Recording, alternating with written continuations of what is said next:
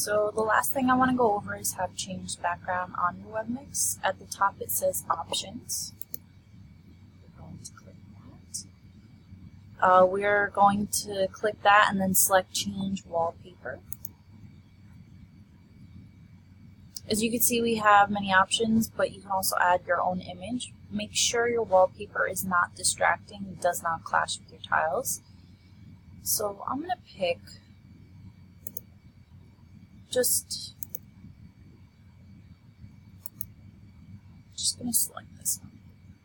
And like I said, you can also upload an image and it should automatically update and you are all set.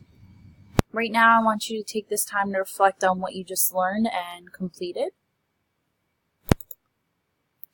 I just took you through the steps to create a web mix, but now it's your turn to try. I want you to create your own web mix for your students. Think of the websites and videos you use often in your classrooms and incorporate those. The rubric is mentioned on the next page if you need assistance. When you completed your project, please have a peer provide you with constructive feedback, then send your project to me. To share your web mix with me, let me go back to the page.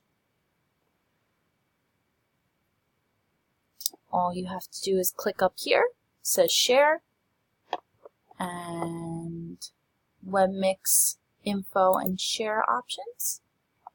And then you can either copy the link or you can share via email.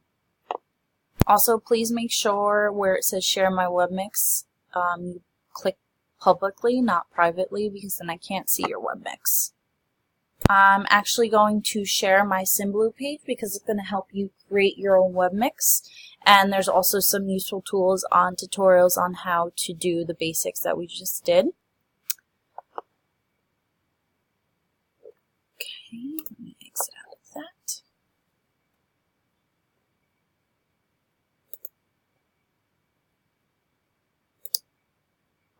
So I really hope that you enjoy this tool because it can be very useful. Oh, let me go back. It can be very useful in your classroom, in and out of your classroom. And I thank you for listening.